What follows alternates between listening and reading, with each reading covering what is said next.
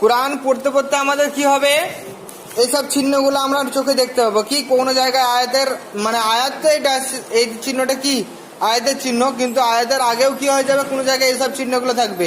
কোনো জায়গায় মিম থাকবে, কোনো জায়গায় লেখা থাকবে জিম, ত, কোনো জায়গায় লাম আলিফ, কোনো জায়গায় কিফ, কফ, সদ, সলা, যা, এরকম ভাবে অনেক রকমের চিহ্ন আছে।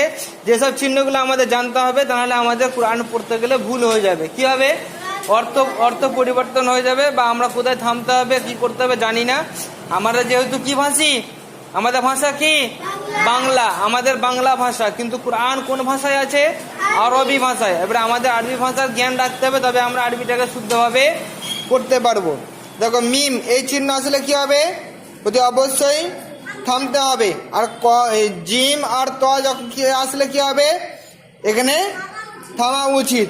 আর লাম আলিফ থাকলে কোনো সময় থামা যাবে